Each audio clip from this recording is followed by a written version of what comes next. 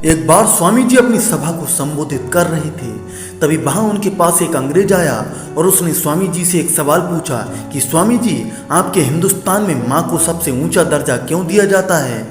क्यों लोग पहले माँ को पूजते हैं और बाद में भगवान को? स्वामी जी ने उसकी तरफ मुस्कुराते हुए देखा और उस अंग्रेज से कहा कि वहाँ पास में एक पत्थर पड़ा है, उसे उठा कर लाओ। अंग्रेज पत्थर लेकर आ गया।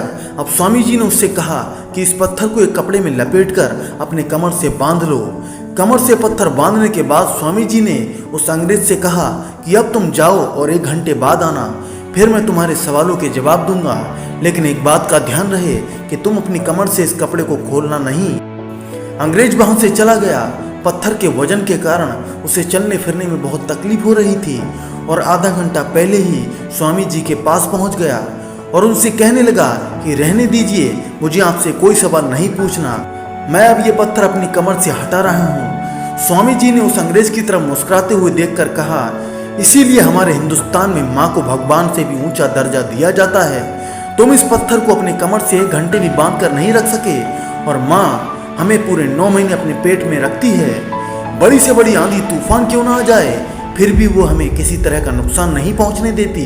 माँ के जैसा इस दुनिया में दूसरा और कोई नहीं। माँ अपने बच्चों के लिए हर दुख और तकलीफ सहती है, लेकिन फिर भी आज के इस वर्तमान युग का हाल ये है कि माँ तो अपने बेटे के लिए अपनी सुंदरता त्याग देती है, लेकिन उसका वही बेटा बड़ा होकर अपनी सुंदर बीवी के लिए अपनी माँ को ही त्याग देता है।